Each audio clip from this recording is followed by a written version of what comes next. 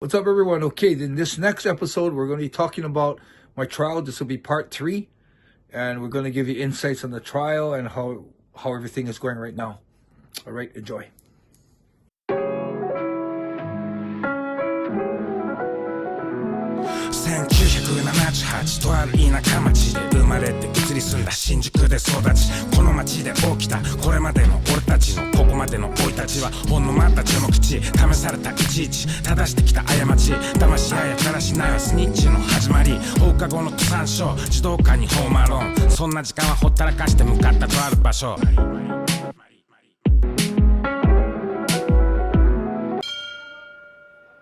What's up, everybody, and welcome back to the YAMATODAMASHI podcast. Enson and Sarah are back, and we're going to do part 3 on the whole ordeal that took place this summer. But first, guys, how are you doing? Good.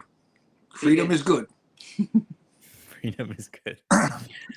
Damn right. Well, it's been a while since we last spoke, and the last episode we did was all about how Enson was still in jail, Sarah was on the outside. And in this episode, we're going to cover off what the following steps were when Enson finally got news of his bail, and what happened with the trial. But before we do, I had a couple of questions from my friend Andrew from the We Are Rising podcast. He actually put a question to me, and I was really curious about it because what he asked was, in the episode before, you mentioned about all the how strict it was, how harsh it was in terms of not being able to talk to each other, right? What he said was, did you know what the penalties were? So if you had broke the rules, do you know what would have happened? They'll just scold you. So as far as repetitively not listening, I have no idea. I think they will just continue to repetitively scold you. Really? Yeah, we had it. And when you say scold, is that like growling? And that's like what? Like screaming. Shut up! Shut up! Don't talk! Yeah. Oh, no way. And did you ever see it escalate or get any worse? I haven't seen that. We did have someone get removed from the cells in our, but I'm not sure if she might have been on drugs, or I nicknamed her the problem child because she just wouldn't stop, and she'd just be screaming and stuff, and they ended up having some male guards had to come in and like physically remove her from our block. So I guess. Wow. I'm not sure what happened after that. We had the guy that kept screaming, and he was just moved to like a back cell, so we could still hear him screaming, but it's almost like in the distance. Yeah, I didn't know whether they did things like solitary confinement or maybe taking away food. Well, the whole thing is solitary confinement, so they can't do it anymore. Yeah, right. Yeah, of course. And the other question he asked, and I don't know whether you guys want to know the answer to this because I think it's not going to happen where you guys were given the circumstances, was in America you hear a lot around like assault to other prisoners. How do I say this? Sexually assault, that sort of thing. Whereas I think it's different in different countries. So in the UK, right, that's really not a thing from what I've been told. It's kind of completely opposite. If something like that happens, then the prisoners don't like that sort of thing. Whereas I hear about it a lot in American jails, right? In Japan, is that a common thing? I don't know. I mean, not that I know of.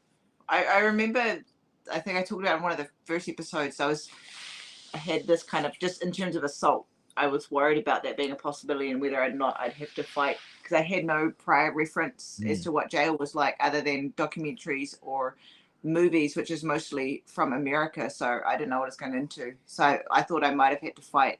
In terms of sexual assault, I suppose, like from the women, the only place that it could possibly really be, you'd feel vulnerable like that, is when you shower, because you have to shower with somebody else, and even though you're being watched by guards, but that's kind of where you feel the most vulnerable, is when you're showering other people. But I didn't experience or feel anything like that at all in the women's jail. Yeah. I had a guy in my jail that kind of punked me, like, and then I kind of grabbed him and kind of pinned him on the wall, and the guards came and broke it up. I'm talking about 16 years ago, not this one. Okay. and he eventually, I know he beat up his roommate, and was eventually in solitary. Well, solitary meaning he was in his own cell. He wouldn't listen to the guards. He wouldn't clean his futon. So he actually had 24-hour futon. So I was saying, wow. I mean, futon is the bed. Saying, wow, if you don't listen to them, then you kind of get your way. That's what I was thinking. I remember. But this time, no, nothing like that. Interesting. Yeah, I think it just jail differs so much from country to country, right? Yeah. How did it compare to? Do you think in New Zealand, Sarah? I don't know, because I don't know what the jail or the prison system is like in New Zealand. I remember reading articles a while ago that the prisons there, but it's prison, not jail. Like the prisons have like heated floors and like you know, they have a TV in some of the cells, and that's like the prisons here. So that, yeah, I don't have any reference for the jails, to be honest. I saw some YouTube channels comparing Japanese prisons to other prisons, and saying it's like Japan is like they said Asian prisons or jails are like the worst. They're the strictest. It's almost like being in continuous solitary confinement. And yeah, I mean, when I watched that one, it was pretty accurate, but there was some exaggerations that made it look worse. But yeah, so the rumor or the belief is that Japan has one of the strictest jail or prison systems. Yeah, definitely. So, where we left off, kind of, you'd had your bail rejected quite a few times. So, how did it feel when you finally got the approval for the bail and that you could Well, I didn't get approval. Yeah, I didn't get an approval. The only time I was trying to get bail to be out of jail so I can wait for my trial. But I never got it, so I went from jail straight to my trial. So that was real weird, because if you get bail and you get to go home, you come to the court in your own clothes, and you kind of, I could drive down with Sarah and do that. But because I was coming straight from jail, I was coming in handcuffs. So I mean, I can imagine for Sarah, I mean, not only did I lose 42 pounds, I'm walking into that courtroom. I thought they were going to walk me towards in the back. I was going to take off my handcuffs and then let me walk in. But as soon as we opened the door and we walked in, I was like, holy shit, you could see the whole gallery. Whoa. And I'm walking in with handcuffs with two guards on each side, or one guard on each side. And yeah, it was like a real weird scenario. It was a real how can I explain it? It was a weird emotional feeling to be like in cuffs and walking in, and you see everybody across the barrier watching you. How did it look to you? It is quite a dramatic scene, because you're in cuffs and they've got, you're tethered on a rope as well, and then you've got the guards either side of you. For me, it wasn't, because I'd just been through that. You've seen it. Yeah, it wasn't. So, and because I'd been able to have visitations with Enson before his trial, so I'd been like seeing him up until the trial. But I think for our, Japanese friends and family that were here for the trial, seeing him for the first time, I think would have been quite confronting for them, because, well, one, he's in handcuffs, and two, you could see the weight loss was so dramatic. So, and you could see it over his whole body. It wasn't just like in his face and stuff. You could see it in his shoulders, his legs. So almost looks sick, yeah. Yeah. It's quite dramatic. So I think that really, that was quite confronting for them to see. Yeah, I remember when you video called me when you were out, and I was like, whoa, there's a noticeable difference to how you, it was definitely a big transformation. How many of your sort of family and friends were actually there in attendance? Well, apparently it was real unusual, because the courtroom was filled. And it was all filled with mostly my students, students and supporters. And the front row had a lot of reporters, media. And in that moment when they bring you in, what's kind of the chain of events? What happens next? I go in, and I stopped in front of the seat that I was supposed to sit in, and they uncuff me, untangle all the ropes, and then I have to sit down next to a police officer. That's pretty much the process. And then the court starts, and then I gotta stand in front of the judge. He asks my name, confirming who I am, and the trial starts. It was interesting. It was almost like a sofa. So you had the two sides have the two sides, the lawyers for both sides, the prosecution and the defense. And the lawyers, the defense have their desk. There are two or three of them sitting at their desk on this side, and in front of that, it looked like a fold-out sofa kind of thing. And that's where Enson sat, just on the sofa next to. I couldn't sit next to my lawyer. I was sitting in front of my lawyer. Yeah. So I really couldn't. I had a hard time talking to him. Yeah. That's strange. So I haven't seen that in a courtroom before. Yeah, that format. It's normally you'd sit next to your lawyer or you'd be sitting behind something, but he was just like on a sofa in front of the of his lawyers, and whoever was, they wanted to address, they'd have to stand up and go in front of the judges. So there are three judges. Yeah. Yeah, there are three judges. Yeah. They have to stand up to address them. And when we say trial, in my head, I just think movie trial, right? So kind of you got your defense and prosecution, and their this and this evidence, that, and is that kind of how it the gallery behind you? Yeah, it is like that. Whoa. Okay. Wow. And so what was the prosecution's big argument? The big argument, well, they were just pretty much saying that I imported narcotics. Didn't really mention that it was chocolates or it was something that was sold in the United States. They kind of made it like I hid narcotics in a hard substance, is what they said. Whoa. Okay. Yeah. So when they made their opening statement, it looked really bad. Like, holy shit! I look like They made it look like I was a real bad criminal,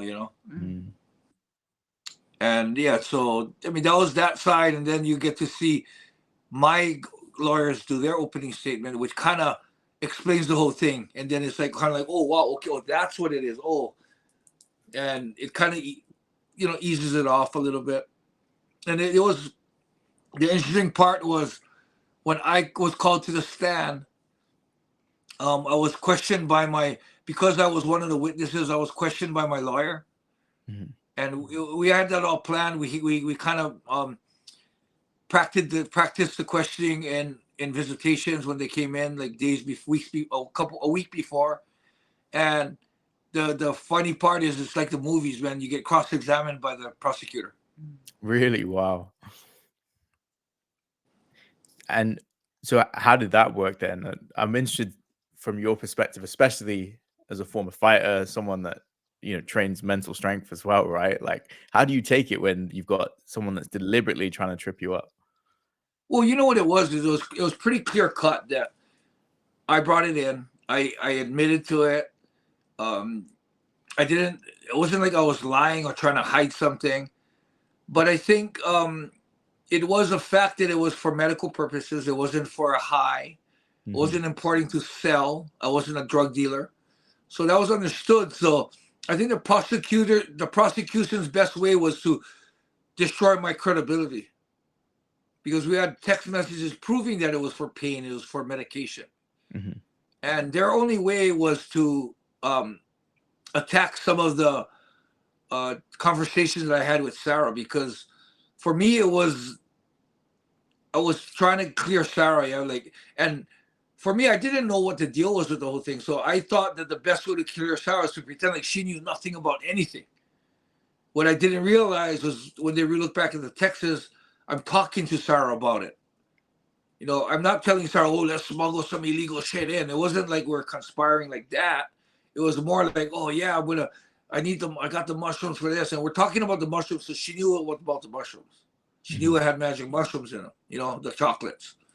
So what happened with that was there's a lot of discrepancies in what I said to the prosecutor and what our conversation shows.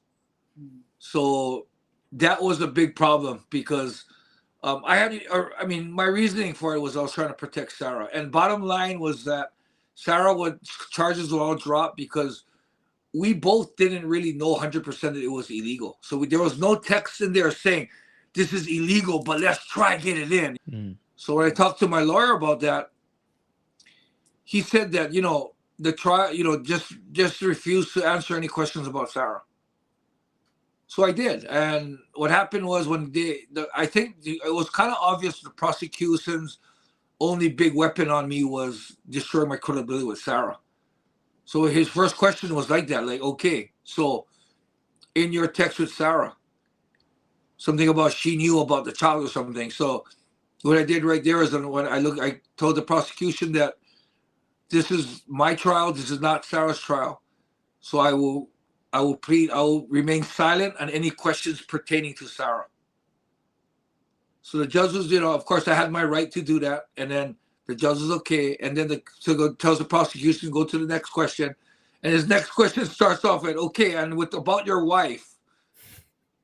And he kind of went halfway through and I kind of just repeated.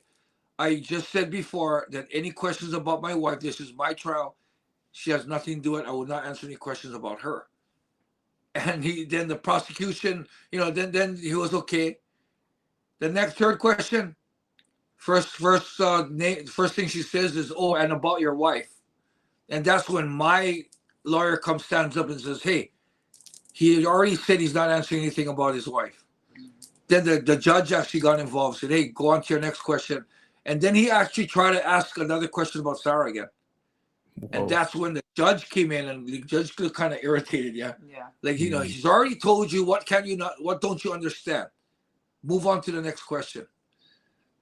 And the funny thing was the fourth question he asked, I remember in the prosecution, when I was being interrogated by the prosecutors, they had a big misunderstanding about the word trippy.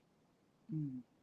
So when the prosecutor I was talking to, the weird in Japan is the prosecutor does the investigation and the prosecutor that's in the court and doing the trial is two different prosecutors.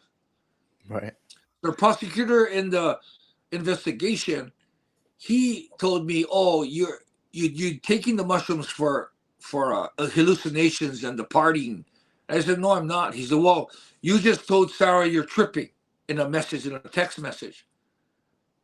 And I didn't tell Sarah I'm tripping. I said, it's trippy. Mm.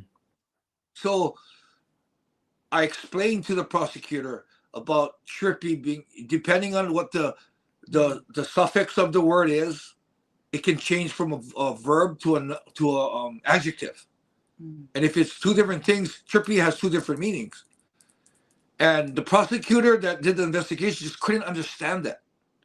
He was trying to make like he understood English and could speak English very well, but we're trying like No, my they didn't- prosecutor. oh Yeah, so my prosecutor just couldn't understand it. As smart as he was, the next investigator, he tries to ask me the same thing. Oh, yeah, you're tripping. I'm like, wait.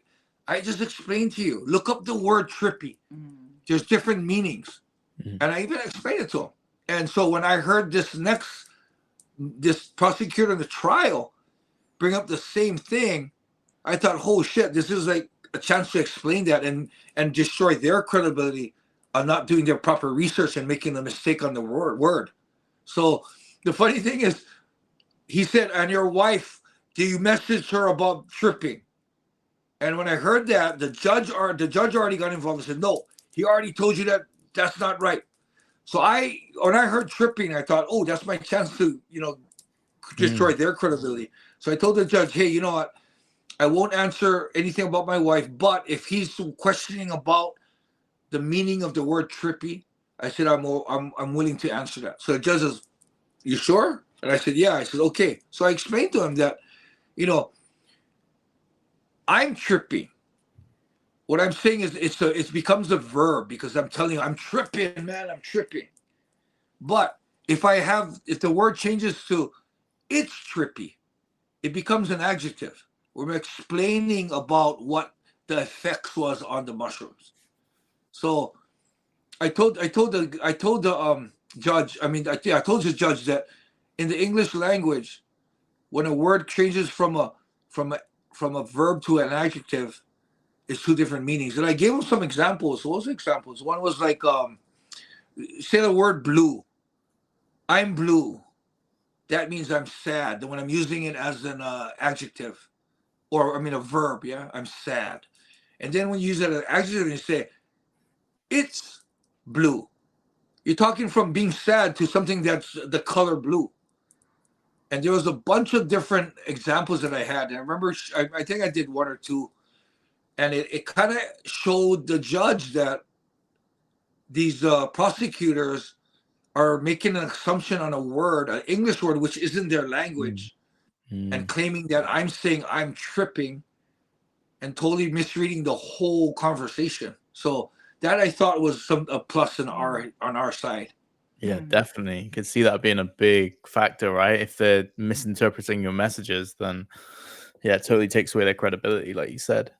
And the surprising thing was that the prosecutor pretty much had nothing else. Yeah, that was pretty much his whole thing, attacking Sarah and attacking my credibility. Even his closing argument was like super short. Yeah. Like even Enson's like the defense lawyers were like kind of look, is that it? What do you mean, kind of thing? It's almost like he had this big plan and he couldn't use it, and he just kind of like fuck, like almost like no mas. Yeah, he kind of gave up. That's what I felt. What goes through your head, Sarah, when their big argument is your interaction with Enson? Like what goes through your head in that moment? Oh yeah, that's a good question. There wasn't. I guess I still had that bit of just a worry because I don't know what the outcome is. And I was glad that he was able to explain that properly, you know, the different nuances of the English language and get them to understand that, you know, it isn't their language. So, you know, they should be a little bit more open to interpretation. But I guess watching the prosecution get shut down like that was quite, I don't know if satisfying is the right word, but it was a little bit reassuring. Kind of like, you know, our defense team, they're on point. They're getting it right. Yeah. Yeah, and the advice of my lawyer to decline any questions about Sarah was a game changer for the lawyer.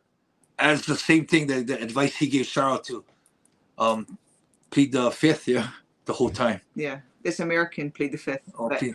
You know, remain silent. Just remain silent. She has the right to remain silent. Yeah. Yeah, we have something like that in the UK. I can't remember what it is, but you can just go say no comment, like everything they ask. Yeah, I was saying fourth for the longest time. I was thinking the fourth, but Sarah told me it was the fifth. So, I don't know. And I'm American. So how long was the trial in total? Like, it was barely I think we had 50 minutes. I barely made the 50 minutes. Wow. In and out. The judge had to rush us out kind of. If we didn't finish it, would have to make another court hearing where I would have to wait in jail. So I wanted this trial to end today, you know, one day, and that's it. I thought that was really interesting how they had a time limit on the trial. So they actually, they had a time limit on it. So everyone had to get their arguments and evidence out, and kind of ready. Otherwise, it would prolong the process. And we're talking it could be a month later. Yeah. So he'd have to go back to jail for a month, kind of thing. So even my lawyer had to speed read his closing argument. Yeah. And Sarah, what was the reaction to all the family and friends that were with you, the students and everyone? What was kind of the feeling in the room once the trial was done? I think people were really moved because of obviously seeing the shock of seeing Enson as he was. But then some people, I think, were kind of relieved to hear the proper reasoning behind everything, because a lot of people hadn't been able to talk to Enson or hear his side. So when they finally came and everything was out in the open and everyone realized it was for health purposes, you know, it's not a drug. What am I trying to say? He's not importing narcotics or taking drugs, or taking drugs, you know, to try to get high and stuff like that. So once people heard the reasoning, I think there was a lot of relief, but I think most people were there's a lot of concern. I think a lot of the feelings that people had when they saw the news was like, holy shit. Yeah. Enson was such a health freak, doing ice baths, saunas. He's thinking about his intermittent fasting. what the hell is he doing narcotics? So he does narcotics? Yeah. There was that. Well, that's kind of how the media spun it here. Yeah, so yeah, that was a big, I think a big thing that people that got to finally come to the trial is the first time they've heard my voice on what happened. Yeah, it's good that you finally got to tell your story, right, in your words. So what happens after the trial once it's all finished for you, Enson? So after the trial, again, I get handcuffed in front of everybody. That was real hard because when I was getting handcuffed, I was facing the gallery. So I could see everybody, and I could see some of my students, like this guy, Animal Koji. You could see his heart was breaking watching me get handcuffed, and it was hard to look at him and not start tearing up or get emotional. So that was weird. So I got handcuffed, everything, and we left the jail. I got to talk to we left the court, and I got to talk to my lawyer before going back to jail, and he told me that he felt it went well, and he said he's going to apply for bail. And to apply for bail, he did it immediately after the court. He gave it to the prosecutor. So it has to go to the prosecutor, then to the judges, and they have to decide whether they're going to allow bail. And right there, he told me what looks really good is when he passed the bail request to the prosecutor, he looked at my lawyer and said, "You sure you have his passport so I cannot flee the country?" And my lawyer said, "Yeah." He told him, "Yeah." And the guy goes, "Okay." So right there, my lawyer, and when he told me that too, I felt the same way. My lawyer felt like, oh shit, it looks like that guy, the prosecutor, is actually swaying to allowing bail. And so my lawyer told me, wait a couple days and we'll find out. So that's what it was. We went back to jail, went back to my routines, push-ups, workouts, my food. And the next day came. And the next day came and I was actually, getting back into my routine. And I was thinking, okay, not today, tomorrow, maybe I'm going to hope for, a notification that I'm going to be released on bail. And the day after the trial, I was doing my sit-ups, and I remember I was in the middle of my sit-ups, and one of the guards came and knocked on my bars, and he said, "Hey, you got to get you ready to go." I'm like, "What?" He said, "You got bail." I'm like, "Really?" I was like, I couldn't believe it. After all this 3 times getting bail denied, I kind of gave up, really. I was kind of like, I'm probably not getting bail. Although hoping in the back of my heart, hoping that I might get bail, I was saying I'm probably not. And it was kind of a weird situation. Like, holy shit, I'm getting bail. And of course, that's what I thought. Does Sarah know? Does everyone know? Yeah. I mean, what happened, Sarah? Presumably you pick up Enson?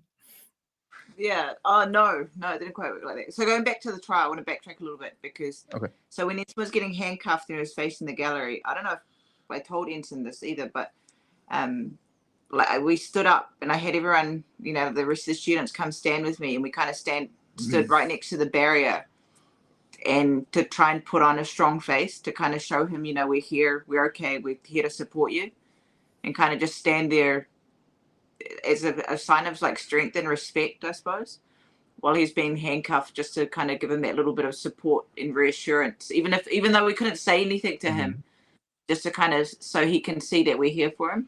That was really touching because it was like a movie.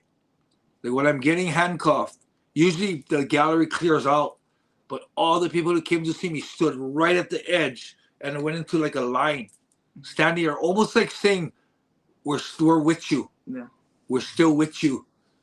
I know we can't touch you, we can't get close, but we're still with you." Yeah, it was really neat, man. What I was trying to go for is that, that you felt that. So I did. I'm glad. And then, so I'd been told by the lawyer that they're going to try and apply for bail as soon as the trial was over, and that it might take possibly up to a week for it to process. So we're looking maybe a week after the trial for it to happen.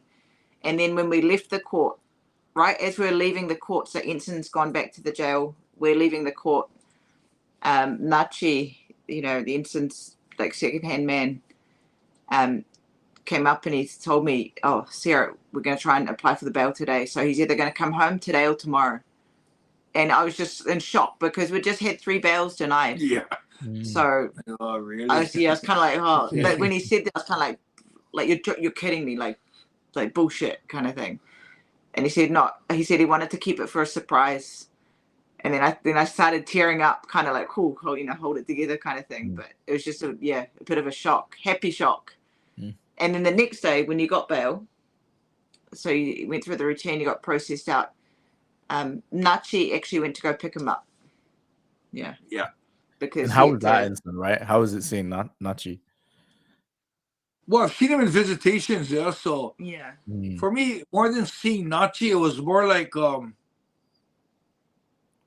I could feel the air, I could see the sun, and pretty much like, where the fuck's Sarah? I want to go see Sarah. Let's go get Sarah. Yeah. But the thing was, the hard part about it was applying for bail, because Sarah was also included in the beginning of the arrest, the investigation.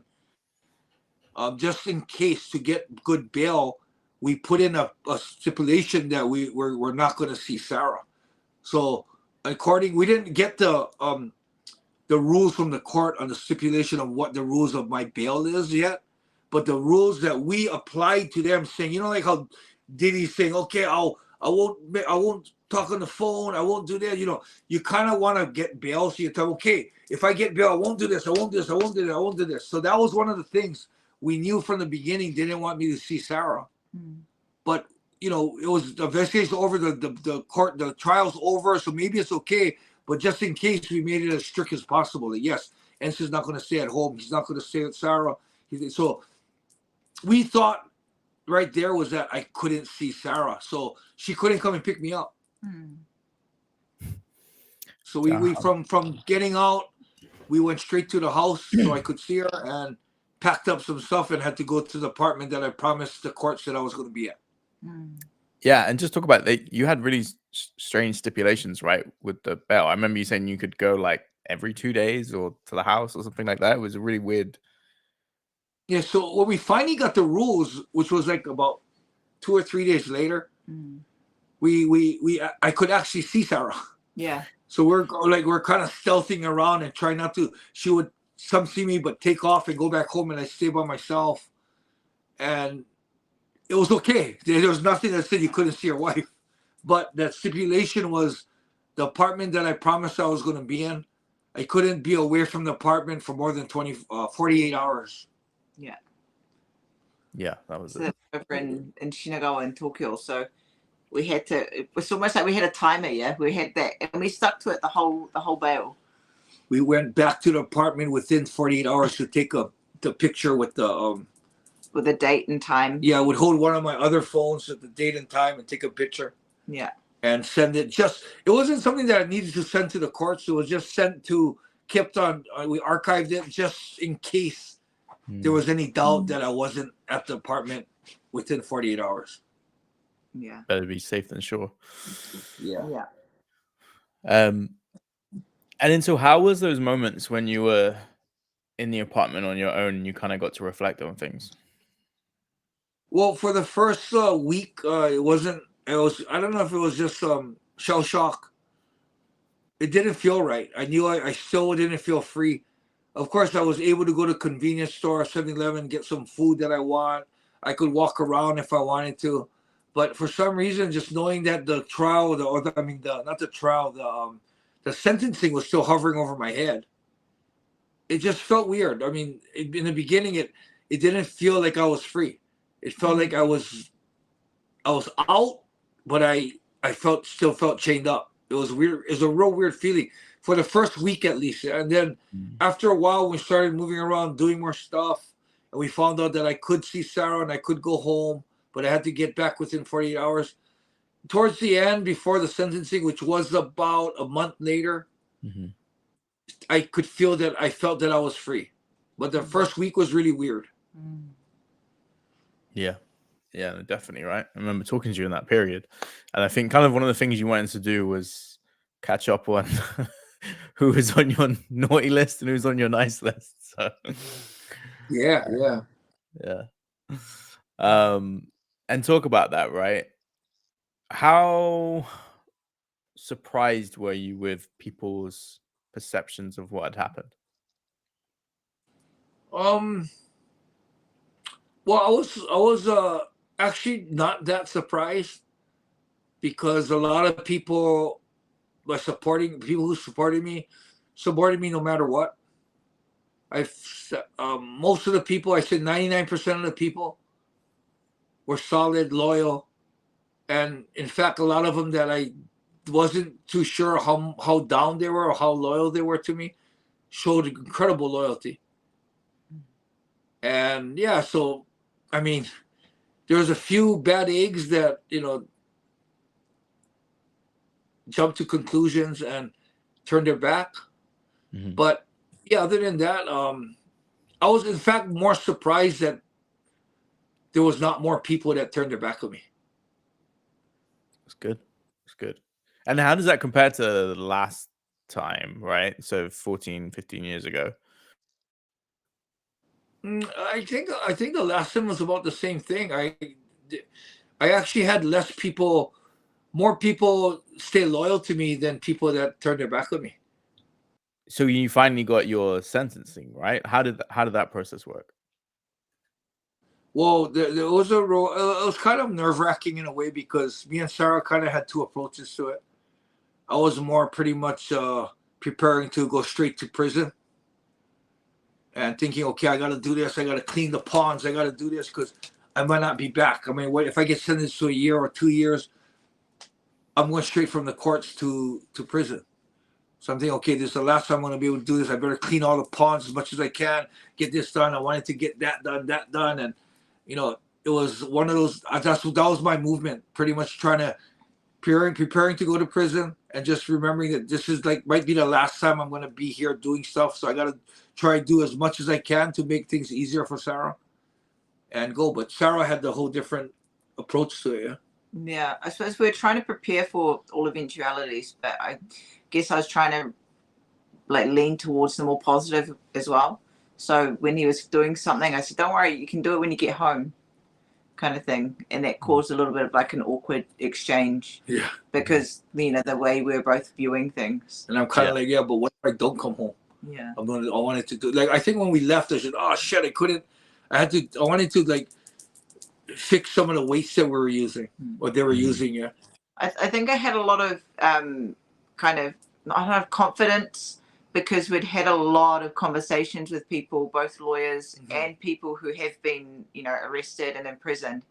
And when they heard the way everything had been going, every single person, and I'm talking more than a dozen people, said oh, it's going to be probation. No prison time. No prison time. Because when they found out how little term the prosecution asked for, even our defense lawyer was kind of surprised at how much they were kind of pulling back on the punishment. The prosecutor asked for 2 years only. Yeah.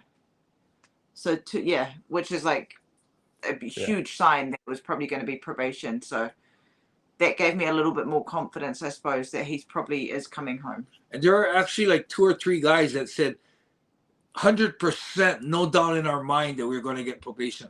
Mm. Yeah. Wow. Yeah. I'm not surprised though when you say when I hear what the prosecution's angle was, right? It sounds like they really didn't have much of a case at all, in the trial. So the only scary part was that I'm a famous name, so my trial is going to be well known. Sorry. Interrupt. There was that, and the fact that there was no precedent for this kind of case, so we're worried about him being famous, and the fact that there was no cases like this before that they'd use it to set a precedent. Don't screw with magic mushrooms. This is what can happen to you. Yeah. So that was the big fear, just in case that might happen. You touch magic mushrooms, you go to prison. And then so you finally go to the sentencing, right? And they give you the good news. How did that feel? Oh, for me, it felt like a huge weight was lifted off my shoulders. It was pretty much whew, it's hard because it's all done in Japanese. So I'm waiting for the translation. And although I know this is shikoyu, it means probation. Although I did hear that, they still said choiki, which is prison. Yeah. So it's kind of whoa. And even some of my students were kind of the whole gallery. We all freaked out. Yeah. We all kind of held our breath. Yeah. Because this is how they say it. Okay. They say 2 year sentence, suspended with 4 years probation. So the first thing they say is 2 years imprisonment. Yeah. Yeah. I remember looking at the Yahoo Japan article. And it was super unclear. Right? I think I messaged Sarah like, "Holy shit, he's going to prison for 4 years. Like, what's going on?" Like, and then you were like, "Suspended sentence," and I was like, googling what that meant. Like, 2 2 year years. prison jail with 4 years suspended. Yeah. yeah, 4 sorry. years. Yeah. 4 years. Yeah. Yeah. So But I don't yeah, know. even the Japanese people in the gallery were kind of That's freaking funny. out a bit. Yeah. So when I finally caught eyes with my lawyer, and I said, "Shikoyu," and he went like this to me. I was like, "Whew." And I remember like 16 years ago when I had that sentencing for marijuana, it was the same thing. I didn't understand the sentencing, and I had to look at my lawyer and say, "Good," and he went, "Yep, good." And I was like, "That's like no, regardless of everyone said you're probably going to be probation. Still, it was just that. It's still nerve wracking. That my detainment is finished. My detainment is done. Mm. 99 days stops." And then so now you still have a battle, an ongoing battle with immigration. Where do you guys where do you stand? Yeah, I got a letter from immigration, which we expected. Like I think it was 3 weeks later, and the letter pretty much. Even one of my students that was there was kind of freaking out because the letter pretty much says, you're getting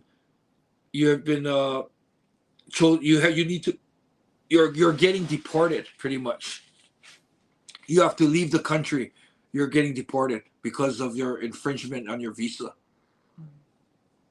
And they said to please call this number as soon as you get this letter.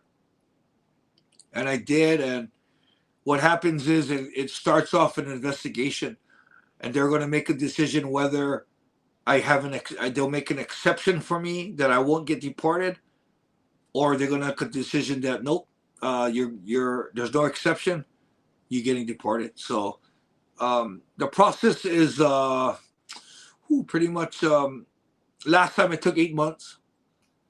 So this time, right now, I just went in for my first questioning about 2 weeks ago. Yeah. 2 weeks ago.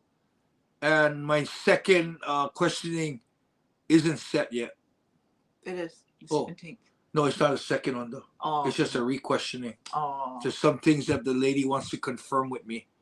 Have to go in. But it's not the second set. So there's a second, third, and possibly a fourth before they make a decision on what's going to happen. So the process is really slow and really long. So a lot of people ask me, how's it going? I don't know. I hope it's going good, but we don't know because they ask you questions, they make notes, and done. They don't even say, okay, good, you're looking good. They don't say anything to you.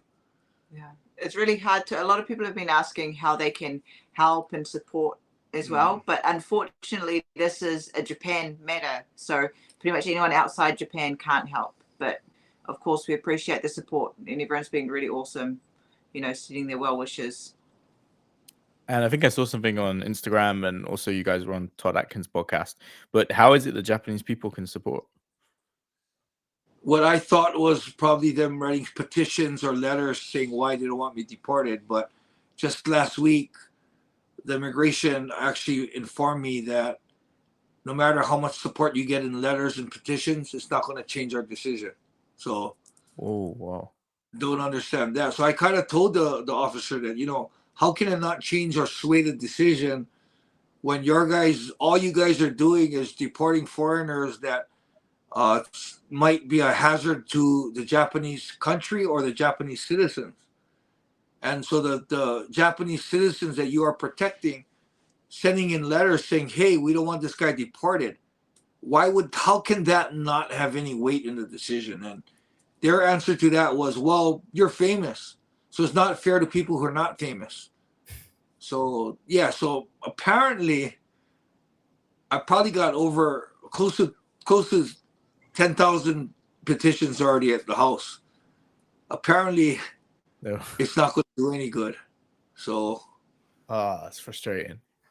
Yeah. So if someone asks what they can do, is we pretty much just pray and hope for the best. Yeah. Keep your fingers crossed. Yeah. Guys, give me prayers. Anything else you guys wanted to touch on the situation? No, don't think so. No, the last thing maybe I wanted to say is, I've said this before, but what I didn't intentionally try to smuggle in narcotics. I'm not a drug dealer trying to smuggle it in for profit. I literally was doing it for my health and made a stupid mistake of not being thorough enough to make 100% confirmation whether magic mushrooms is illegal or legal in Japan, or what the punishment will be. So what I believe is, if I do get deported from Japan, I do not believe the crime fits the punishment. So I don't think that, karma would be unfair in any way. So what me and Sarah believe, and what I've been telling people is, if I do get deported, it was in my destiny. And this whole arrest and this whole deportation investigation is one of those things that just one of the process is the process that's actually in my destiny to maybe tell me that, hey, you've been in Japan for 35 years, it's time to move on. In my heart, I want to stay here. I love the country, the safety of the country. Japan is in my heart. But if, circumstances don't allow me to stay here, I'm ready to accept it and move on and continue to the next chapter in my life. It's a good outlook. It's a good positive outlook.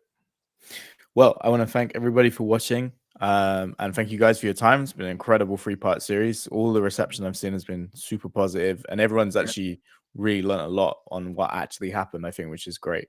So now we got to look how we get these out to the Japanese fans, and how we can try and get these subtitled, just to get the word out there as well. But yeah, please like, comment, share, all that good stuff, and we'll talk to everybody again soon. All right. Thanks for watching. Thanks for tuning in. I hope you all enjoyed that detailed breakdown of the trial and everything up until now, and even the challenges that, Enson and I are going through now. Thank you again. Like, subscribe, comment, and let the guys know if you want them to talk about anything on the next podcast. And share. Take care.